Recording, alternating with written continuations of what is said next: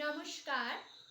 শুভ অক্ষয় তৃতীয়ার আমার সকলকে আন্তরিক প্রীতি শুভেচ্ছা এবং ভালোবাসা ও শ্রদ্ধা জানিয়ে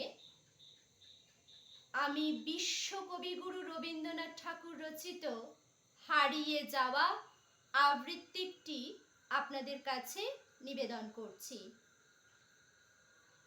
ছোট্ট আমার মেয়ে সঙ্গিনীদের ডাক শুনতে পেয়ে সিঁড়ি দিয়ে নিচের তলায় যাচ্ছিল সে নেমে।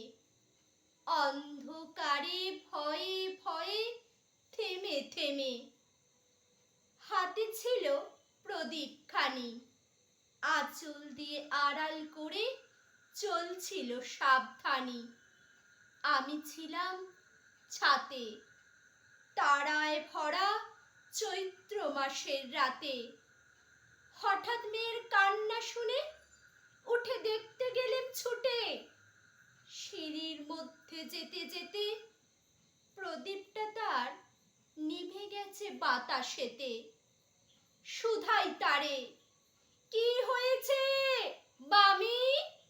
সে কেঁদে কয় নিচে থেকে, হারিয়ে গেছি আমি।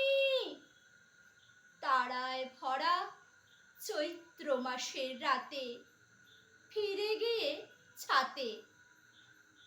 মনে হলো আকাশ পানে চেয়ে আমার বামির মতোই যেন অমনি কে এক মেয়ে।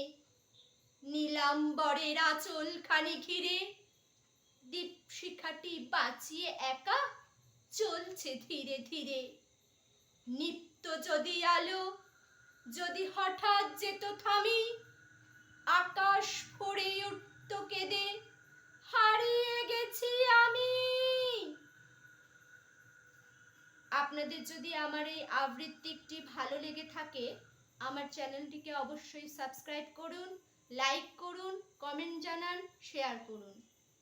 আপনারা এইভাবেই আমার পাশে থাকুন।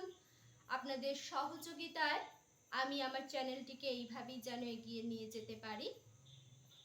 আজ ভিডিওটি আমি এখানেই শেষ করলাম। পরবর্তী নেক্সট ভিডিওয়ে আবার আপনাদের কাছে উপস্থিত হব আরেকটি আবৃত্তি নিয়ে। ধন্যবাদ।